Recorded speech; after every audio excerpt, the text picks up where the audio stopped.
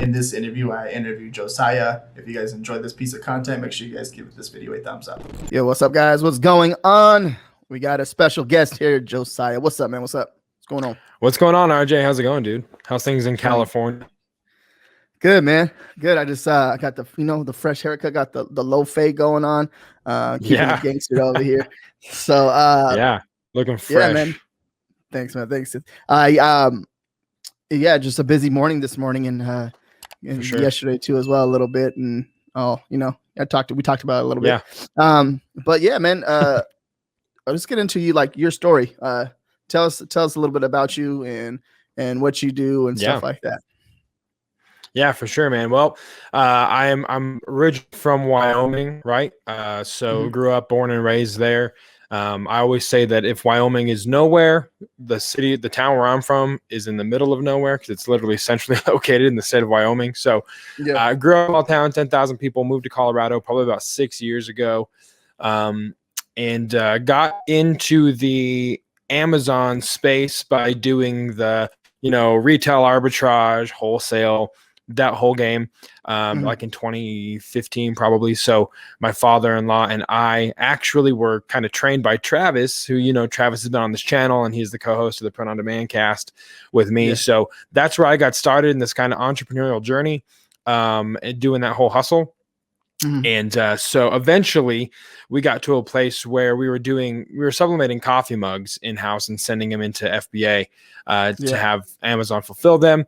And so Travis and I went to a NBM show in Portland specifically just to learn about mugs and more about mugs and what we could do with the sublimation process, and wound up drinking from a fire hose for like 3 days. I mean, we were so overwhelmed with the information we were getting in the print industry as a whole, and realizing there was a potential there to get into it. Because everyone that we met at the show, we would ask, what are you doing on Amazon? What are you doing online? And people were just like, why would we sell online? Why would we sell shirts on Amazon? So we realized, like, okay, in a direct to garment business model, a lot of people aren't leveraging the e-commerce side of it. So that kind of introduced us to the industry. And then I came back and told my father-in-law, like, look, I think we need to pivot. This is the business model that I'm thinking of. And really it was just an attempt to build something sustainable off Amazon, right? Because we all know that Amazon is a volatile basket to have all of your eggs. That people say all the time, don't put your eggs in one basket. And so like you said, what's the alternative? What do you do to not put your eggs in that basket? So we started to diversify and then started building clientele off of Amazon through our own business, What For Apparel. So that's kind of like the Reader's Digest condensed version of how we came into the print on demand space, the direct to garment space. And so now we're doing, shirts and wooden signs, still doing mugs. And so it's been a crazy, crazy journey, but we've probably been doing the print on demand model direct to garment for probably like 3 years or so. So that's how I got introduced to the print on demand. And of course, Merch by Amazon, we started there as well. And then we've now moved everything in-house production wise. So yeah, that's a nutshell. And side note, and I want to know this, I'm an avid professional wrestling fan. And are you a professional wrestling fan, RJ? Because I need to know. That's Stone Cold Steve Austin music on TikTok. If people don't know, go find RJ Hustle on TikTok. He posted a video with some Stone Cold Steve Austin theme music, and I was like, this guy, we can be friends because there's a kinship. Professional wrestling fans have to stick together in that community too. Dude, that's it's the sub niche, huh? So we got the same interests and we do the same thing, and kind of like the same thing, right? We need to launch a line of funny professional wrestling shirts, dude. Print on demand. We need to start that and just push those out there to our people. Yeah, dude. It's because I remember like I growing up as a kid, it was just always like the Stone Cold. You know how you get on the corner of the turnbuckle and say what's up.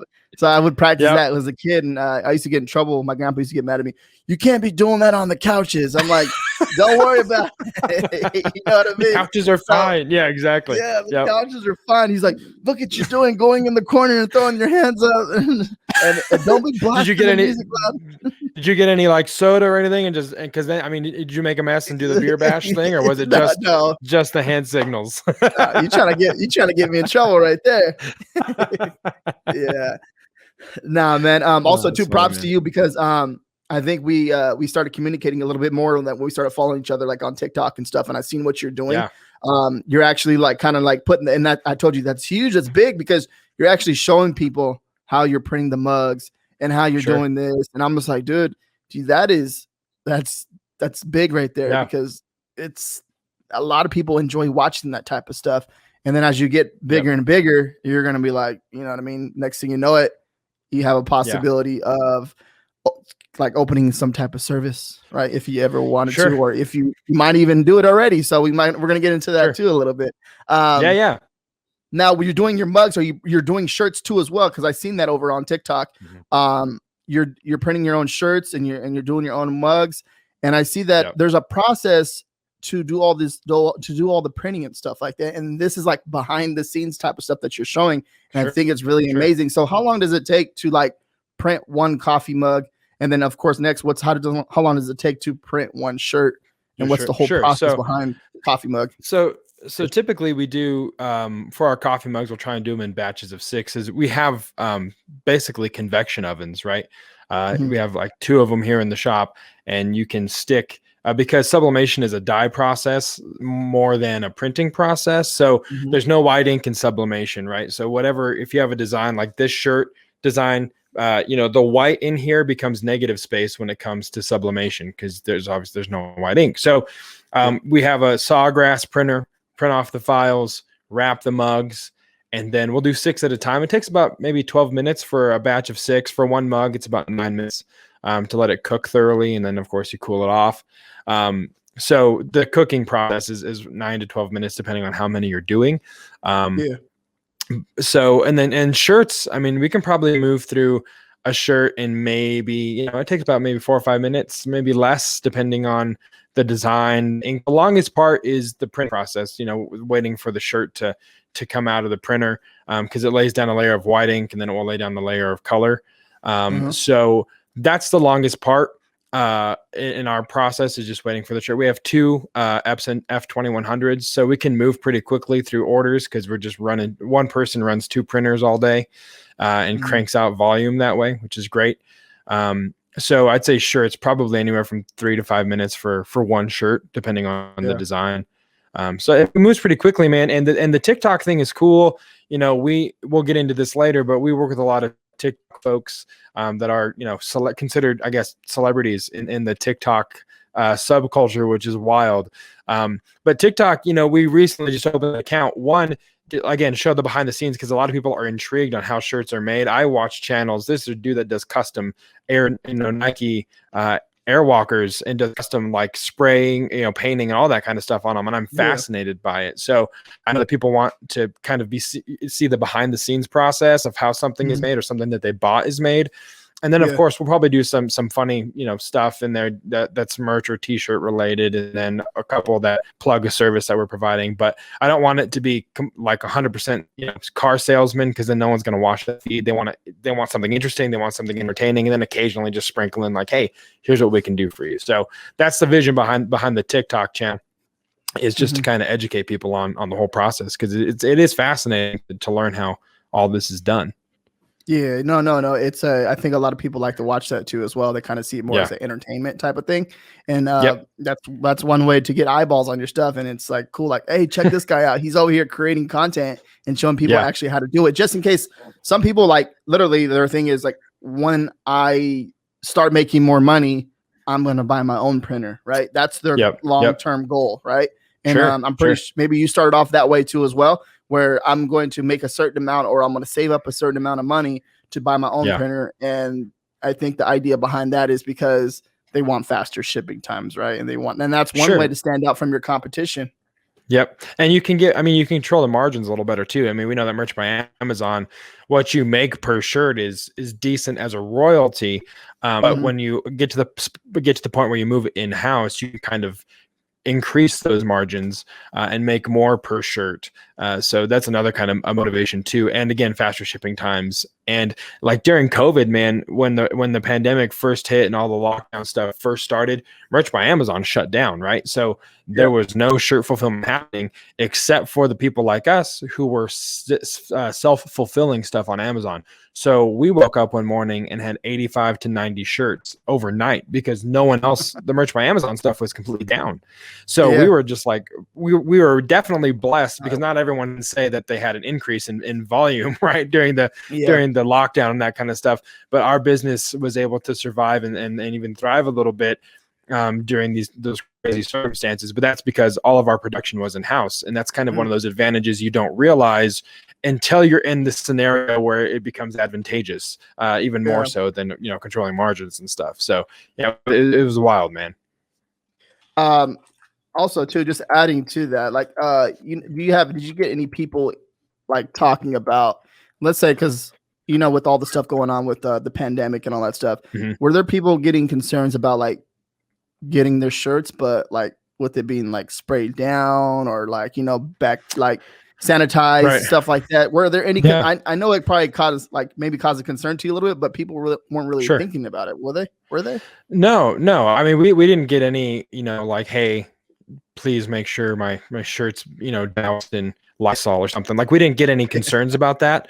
Which we talked about internally, like, hey, let's make sure that we wash our hands and we're sanitized. And my family, because we work from home on our property, we have our production facilities and our offices. So in like early February, my mother-in-law got COVID and it moved through our family by the time the lockdowns came. So we had it, like, we had the OG strain probably of COVID.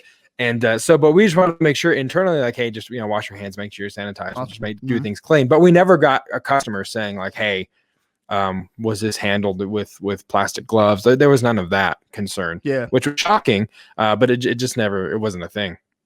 Yeah, no, interesting, man. I'm glad everything's okay. It's crazy. It's crazy how all this stuff works. And like, I went to my aunt's house last weekend, and she's like, I sprayed everything down, so everything's okay, RJ. I'm just like, don't start with this. I was like, you should be doing this normally. Listen, this is not just another day. This is exactly. I mean, like, it is another day, but it's not just like, oh, because of this. Like, now I have to do this. This should be normal. Just be clean.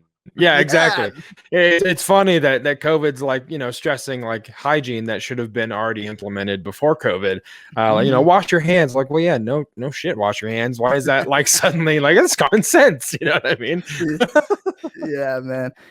Though this is crazy too, because I think it's really cool because maybe some people, it depends on your goals, right? What direction you want to go with this. But having your own printer and stuff like that, you definitely control, like you said, the margins, shipping times. The customer service is a little bit depending on where because you can pretty much go anywhere with this, right? You can even start, you have more leverage with everything. What made you get into printing your own shirts and doing all that stuff? What made you open your eyes to start doing that? Yeah, well, again, the NBM show in Portland was very revelatory in that way, realizing like people aren't really leveraging the e-commerce stuff. And we had 2 Merch by Amazon accounts that did pretty decent. And then they ended up getting shut down. I think there was a design that was questionable on one of them that they shut down. And then the second account, I listed a shirt for an event that I was actually on staff for, knew the owner, had every right to print the shirt because we were going to split, the royalties with them. And they shut it down because it's a copyrighted design. And I couldn't appeal that decision, even though I had permission from the actual owner of the trademark. So that was a hot mess. So we, part of the reason again was to start something that we had more control over. Cause with RA, with Amazon, you can store something that's a killer deal on a Friday, but by the time you send it in Monday, some fools drop the buy box down to a point where it's no longer profitable. And then you have 200 pairs of shoes that aren't worth shit. And you just hope you move them and not get with storage fees. Right. So we wanted something to control that. And the business model that we wanted to do was originally targeted towards musicians, because myself and my father-in-law were both musicians and we have a background in that. And we wanted to help basically produce merchandise for musicians, because so much of the time you're you're focused on booking yourself, you're promoting yourself, and merch is always a back burner thing, not because you want it to be, but that's just kind of how the chips fall. So we wanted to become a service provider to fulfill merch, open up a store, do print on demand, no cost up front. And so we ran with that idea, and then we ended up saying, well, we should just expand it to everybody, podcasters, Instagram influencers, TikTok influencers, whoever wants to monetize their following in a no cost upfront model. That's what we should do. And we felt really strongly about that business model being a good idea. And so we really, I mean, we just took the leap. We were doing mugs in-house. And then I came with this shirt production idea, and it was like, well, if we can't really partner with influencers so much on merch by Amazon because the royalty is so small, it's hard to say, hey, if you sell the shirt, we'll give you $2 or $3 or whatever, because that piece of pie that you get from Amazon is so small. So now we're able to say, hey, here's our wholesale price. You sell it for whatever you want and keep the difference. And it's much more attractive that way. So we decided to just take that leap, and realizing that we can still sell on Walmart, Amazon, Etsy, all those platforms, but then expand, because we'd already had proof of concept on Amazon, right? We knew shirts worked. We knew which designs worked. We knew how to move them, market them. And so it was just then expanding that ability through bringing production in-house. So that was kind of the motivation behind it all. Dude, that's so freaking cool, because it's just, there's so much you can do right here. Like you just explained one of the ways right now. I'm not gonna lie, because I've thought about doing it too as well myself, because I get pissed off when I see like print on demand companies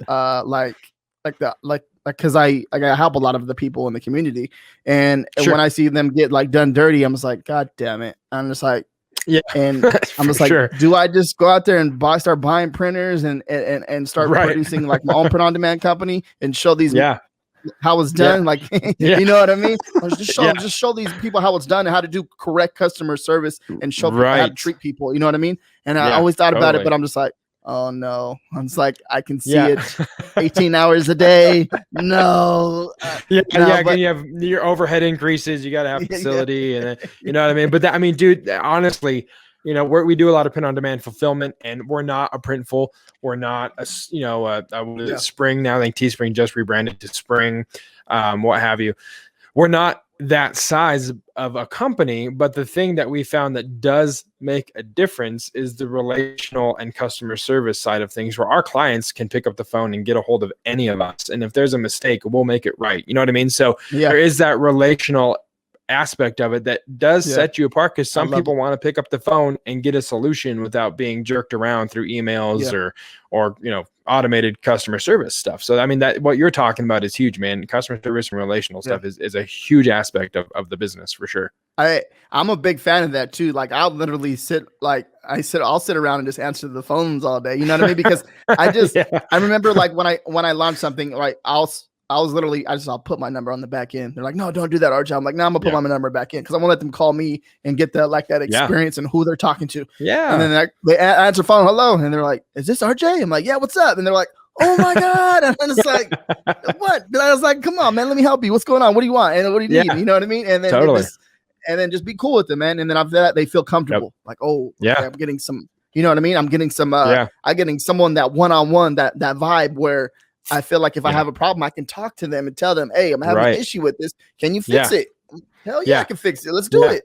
So and that builds loyalty above and beyond, you know, if you can't compete, you know, dollar for dollar on price or what have you with another person, if your customers know that you're available, it builds a loyalty that they'll be like, okay, yeah, you might be a little more expensive, but that's also because I have direct access to you, and I don't get that on these print channels. So loyalty, you know, is built through customer service. And I worked retail sales for years, and I sold cell phones, right? And so people would come in with their broken phone or whatever, and I would take 45 minutes, whatever, to walk them through the process. And my coworkers thought I was nuts. Like, dude, what are you doing spending that much time? And I said, listen, it's an investment, because when those people are ready to get the new phone, to sign up for the family plan, to buy whatever, they're going to come to me, because I took the time to walk them through the menial stuff. And so when they're ready to make a purchase, they're going to come to me because they already have that trust in my ability, you know? So it's huge. You can't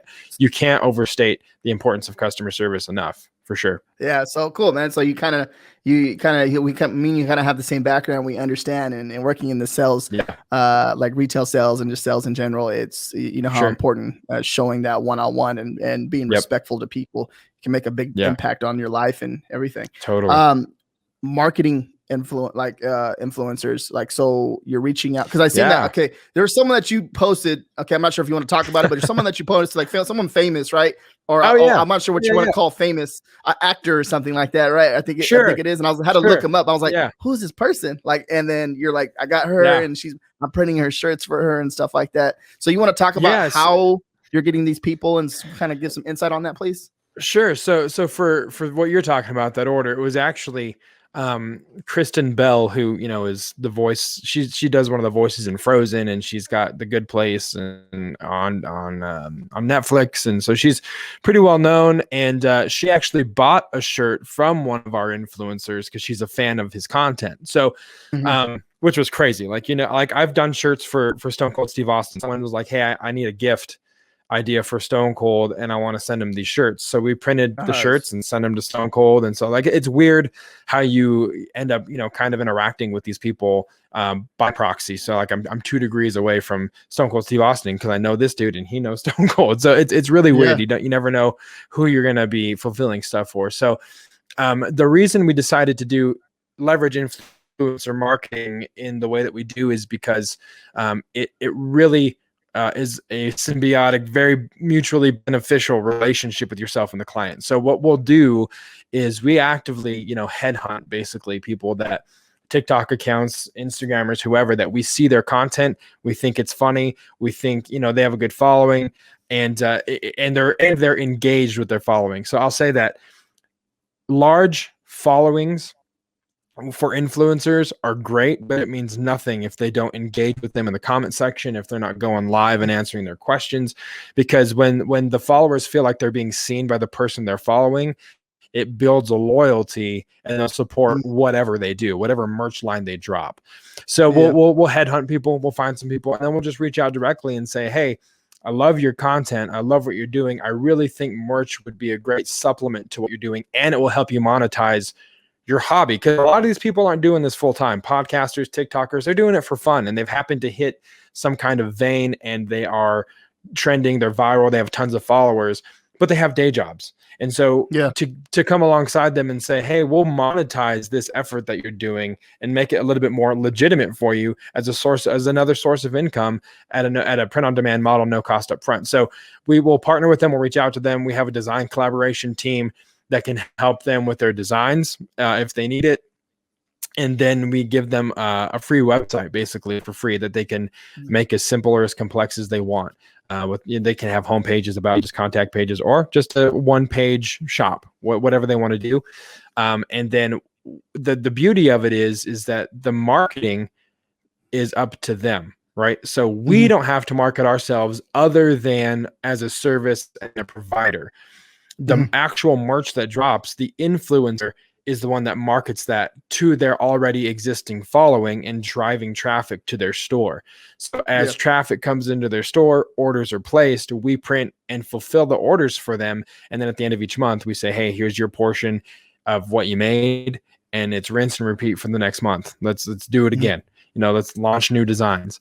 So it's really, really worked out really well. And TikTok has kind of been like this honey hole. I started, finding people pretty early, realizing that it's probably a great opportunity. And it's been great for us, for the people that we work with as well. Of course, knowing that it's as big as they want it to be, right? If they're going to push and push and push and actually promote it and get some traffic, it can be huge.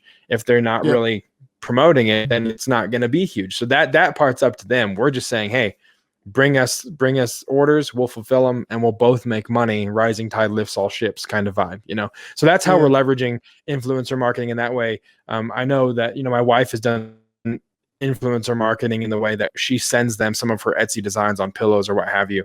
And the influencer goes live and talks about it and drives traffic to her store. That's the other form of influencer marketing that you can do. But what we've done is just kind of helping the influencers with develop another revenue stream. Yeah, that's really cool. So your part of it is like as far as like, let's say if there's any marketing would be like you reaching out to people to give them the offer of, Yeah. capturing that lead and turning them Sure. into a customer. And then what they do is leverage their audience by creating the same content, but just like, hey, maybe once in a while, hey, shout out, hey, I have this shirt right here. It's available right here in the link. Make a purchase. Yep. And if they wear their shirts in their TikTok video, even better, because their followers are going to be like, that's hilarious. Because usually the best stuff is stuff that's related to their content. So we had this guy, his TikTok username is OMG. It's Nike Finesse. Go look him up. He's hilarious. But he started doing these like drive-through comparisons, right? So the difference between Chick-fil-A, McDonald's, and Burger King, how Chick-fil-A is super polite, Burger King doesn't care, and McDonald's is just straight up mean, right? So that's how that's how he went viral. So I reached out and I said, dude, we need to do some merch around this stuff. So we made him a Burger King parody logo that says, oh my God. And it's all his quotes, all the stuff he says in these videos, we put on shirts for him, and it blew up. Because he wore it in the video, he announced it, he incentivized and said, hey, the first 20 people that purchase something, you get to decide what my next video is going to be. You get to come in and do an interview and go live with me, or I'm going to duet your video or whatever. So there's lots of different ways that they can provide incentive for the customer to be further acknowledged by the person they're following, right? So there's a lot of different stuff you can do to advertise from the influencer side. Dude, then that's dope, because it's just like understand, like, because like we're playing on other platforms, you know what I mean? Some of my the people in the community are like, merch by Amazon, Etsy, Redbubble, and doing all this stuff. And parody is very in the gray area, right? People don't talk about it too much because it's kind of scary. Because if we talk about it and you do it on the website, then you get your account banned. It's like, it happens. It happens, right? Because that's just you're playing in that gray area, right? Amazon will be like, it's too close. Bam, your account's suspended. Now, when you're doing your own stuff, it's a little bit different. Like, you can play around a little bit more. Exactly. So yeah, if you're doing merch by Amazon, obviously don't advocate doing anything close to something that could be copyrighted, because you'll be in a world of hurt on those major platforms. But again, if you're doing your own independent site, or even a third-party site that Printful is fulfilling, you'll be probably a little bit safer than doing it on one of those larger platforms, for sure. Yeah. Okay. No, because you said something about, so I want to just go over that a little bit more. You said about reaching out to influencers, right? Let's say it can pretty much be on any platform at that social media platform, TikTok, Instagram. And you said one of the main things that Twitter, you look at is the making sure they're engaged with their audience. Why is that so important? Yeah, man. So again, when we first started doing this, I was very much attracted to large following numbers, right? So it was like, oh my gosh, this guy has 500,000 followers. If just 2% of his people buy a shirt, if just 1% of his people. So, we've signed up that have 500,000 followers, and we've signed up with people who have 30,000 followers, and the 30,000 follower influencer dwarfs the half 1,000,000 follower influencer in sales and productivity. And it comes down to engagement, because if they are actively responding to comments, liking comments, people going live, answering questions of their followers, letting them see, themselves, who they are, you are the brand as an influencer. Some people don't want to really show life stuff because they don't think that people are interested. People are interested. So if people are going live, letting them into their lives, answering questions, responding to comments, interacting in the comment sections, it's building more loyalty, and the follower of the influencer feels like they have a relational connection with this person because they've responded, or they can relate to what I said, or they're experiencing something in their life that I'm going through, and they gave me great advice. So I love this person now more than just liking their posts and their content. I like who they are as a person because they're letting me see that, and they're interacting with us. So when that happens, when the influencer drops something, a project, merch, what have you, that they're doing, the odds of their followers supporting that is greater because they know the person that they're supporting, not just the brand, right? They know who it is that they're supporting, and they want to see them be successful. So I've found that engagement is huge. So I'll usually go on Instagram, Twitter, and TikTok. I've had good luck on Twitter and TikTok for some reason, man. My wife kills it at Instagram as far as sending solicitations and asking people, hey, you know, we do you want to work with us for merch? She kills it. She's got a great average. Me, I don't know if it's because my wife's beautiful and they see her icon and want to talk to her, or what. I don't know. I don't know what sparks the engagement. You should try to say you pimping her out over here. Is that what you saying? Whatever pays the bills, RJ. Whatever pays the bills. So yeah, I'll go. You know, into a TikTok profile, click on the video, and then just scroll through the comments. And if the creator is responding to comments, joking, going back and forth, I'm like, okay, this guy gets it. He's going to be engaged, and his followers are going to be willing to help. So engagement with your followers is way more important than just a big follower number. Because if your followers aren't engaged, then they're not going to purchase. So at least that's been our experience in this kind of influencer marketing game. So I'd say that's why that's really important to have engagement.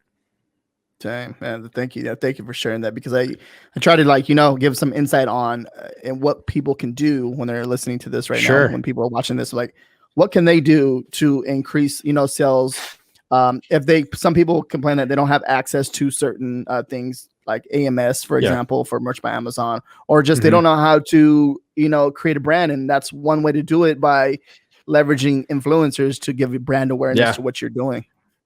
Totally. So absolutely, man. And that's why I love your content, dude, because you're engaged with your followers. You give beneficial, helpful content, and you, like you said, on when you were on the Print on Demand cast, you're vulnerable, right? You're transparent. When you mess up, you document it. And authenticity is at such a premium now. I think people are just looking for real, authentic people to latch onto. And so that's why your content is so not only is it educational, but it's engaging, and you make people feel seen through your content. So kudos to you, dude, because you're crushing. You have so much content everywhere. It's wild to me. So you're crushing it. Yeah. Dude. No, thanks, man. And also too, just having you on here too as well. It's kind of just shows like the conversation right here we're having is really good, and you can just see that, and I feel it. I feel the energy behind the computer desk when you're talking right now. Sure. And I think just a lot of this stuff, it just comes in circle, right? Like me and you meeting each other and talking more and engaging more with each other and trying to help each other, right? Because you could probably learn something from me, and I can learn something from you. You know what I mean? 100%. And then next thing you know, we create like something that's a powerhouse, or create an opportunity for us to create something, and that's how it all starts. Yeah, absolutely, dude. And that's why, dude, I can't wait until conventions and all trade shows are coming back, and we get back to that, because my favorite part about those things, beyond learning about the new equipment, all that's fantastic, but the networking at those events is crucial, because there's so much opportunity for collaboration. Maybe you and I launch a line of funny wrestling tees because we know the niche, we know the community. But there's so much opportunity for that, and you learn so much. I think there's so much out there, so much success to be had, that it's foolish to not want to share tips for success with people, because one thing is, you can give all the information in the world, whether that person acts on it is on them. Right. So give the information and equip people with the tools. And that's part of the reason why Travis and I are doing the Print on Demand cast, is we just want to bring people like yourself on to help empower people to just go to do something with what they're wanting to do. So yeah, man, I can't wait so we can get back to that whole to gatherings. It's going to be great. Yeah, no, man. Awesome. I also to appreciate for the compliments and stuff like that, man. Cause it's crazy because you can give out so much information and stuff like that, and it all works, but then you can only, it actually takes work though, right? It takes work. You can't just like, oh, he just gave it out for free, but it takes work though. It's not just like, it's not going to happen overnight. Yeah. So If I give you a hammer and saw, the hammer and saw ain't going to build a house by itself. You have to be behind it, building the house. So I'll give information all day, but it's up to the person receiving the information to put it into action. And that's a principle beyond just business. That's just a life thing, right? Like you just got to put it to work. Yeah, man. No, for sure. So anything else that you would like to share Yeah, what's any tips for 2021? Any goals? Anything? Any inspiration that you can help other people with? Sure. So I'll start with my goals in 2021 business wise. I really want to get into licensing and licensing some brands and figuring out that whole world, because I think there's a lot of opportunity in licensing. So I think that's something that we're going to pursue pretty hard ourselves for What For Apparel, and just figure out that whole game. But as far as inspiration, man, I think, and this is something that I talk about a lot with Travis or anybody that I'm talking business or life with, is don't get caught up in, if you're just starting, don't get caught up in comparison, right? It's good to have goals, but it's not good to constantly compare yourself with where you're at compared to where maybe RJ or myself or whoever else is, the people that you see, giving this advice. It's important to remember that we've all had to start somewhere, and where you're at, no matter where you are in the journey, at least you're in the journey. You're beating all the people that have taken advice and are still on their couch. You're up and you're going and you're moving. And so, comparison is the thief of all joy, right? That's something that I learned a long time ago. So take the advice and be inspired by RJ's content, by our content, what have you. But know that wherever you're at in the journey is exactly where you're supposed to be. And we're just here to help you along and help you avoid some pitfalls that we've all experienced, so that your journey goes a little smoother than ours did getting to this point. So just every day, walk in and do what you can to further your brand, your business, your cause, whatever you're doing. And keep kicking ass, dude. That's the biggest thing, is just go. Just start. If you're questioning where to start, just go. You know what I mean? Don't have analysis paralysis and get all stuck. Just put it to work. Yeah, man. I have a cousin, my primo, right? And he tell me, he's like, hey dog, he's like, no matter what you accomplish, you never think you're better than anybody. You never think you're better than me neither. And I just feel that. And I was like, because my goals are different from everyone else's goals, and my goals are my goals, and that's it. And you cannot take that from me. And I can't take your goals from you. Like, what you want to accomplish has nothing to do with me. And it has, my opinion doesn't matter unless you ask me. Right. Yeah. And only my opinion is going to actually help you be better. That's my opinion. I want to help you be better. I don't want to put you down. And if I think it doesn't work for you, I'm going to say, hey, this is what you're going to see. And this is the solution to it. And this is what you maybe should do. Or maybe you see a different way. You maybe going to share it with me, and maybe I'm going to look at it a different way then after you share it with me. And I'm going to be like, okay, constructive criticism, right? In a way where I want him to win, right? So it just each his own, right? And I don't take nothing in to put someone down. Like, I don't grab it. I'm like, oh yeah, now I know this about it. I'm going to sit there and talk about them all day. That's not what I do. Yeah, I don't have time for that. Man. Yeah. And so, like I said, it's good to have goals, and it's good to reach those goals, but allow yourself to be present and enjoy those moments when you do accomplish a goal. If you have moved mug production into your facility, you should celebrate that. That's a milestone. Anything, you know what I mean? Like, if you're progressing, allow yourself to be present, because a lot of the times what comparison does, and when you're looking at people's social media feeds and what have you, it robs you of the opportunity to be present in the moment and enjoy where you're at, instead of always worrying about the future or regretting the past. You just be present in the journey, in the business, and know that you're making progress, and making progress incrementally every day is all you can do to better yourself and to better those around you. Right. So, just keep moving, man. Just keep moving. Badass. Yeah, man. Thank you for sharing that. Thank you. So that's really good stuff. Good stuff. I love it. Where can people follow you? Sure. So you can find What For Apparel on Instagram, Twitter, and TikTok at What For Apparel on all those platforms. You can find me on Facebook if you want. Josiah Cifuentes is my name on Facebook. My Instagram is a little bit different. It's and hopefully this will be in the show notes so people don't have to write this down. It's follow.lel.oso, right? On Instagram. If you want to follow my personal life, that's where I am there. It's Follow the Bear. Bear's a nickname I've had for my entire life from my family. And I used El Oso to honor my Hispanic heritage or so. So yeah, but you follow us on all those platforms. You can also find me Print on Demand Cast on Facebook. You can go to printondemandcast.com/Facebook and join the Facebook group. Get in on the conversation. We post there a lot, and it's just a good forum and platform for people to ask questions, to gain knowledge, so on and so forth. And of course, Print on Demand Cast drops every Wednesday on all major podcast platforms with myself and Travis. So it's gaining a lot of traction, and we're having a lot of fun with it. Again, just bringing knowledge and equipping people with tools to better themselves, their business, which was the goal. Because when we first got started, there was no podcast out there for print on demand that we felt was really sufficient, right? So we talked about it for years, Travis and I, as we travel. We should start a podcast. We should do a podcast. And finally, last September, we were like, okay, we're going to put rubber to the road and we're going to do this podcast. So we like to call it the podcast we wish we had when we first started the journey.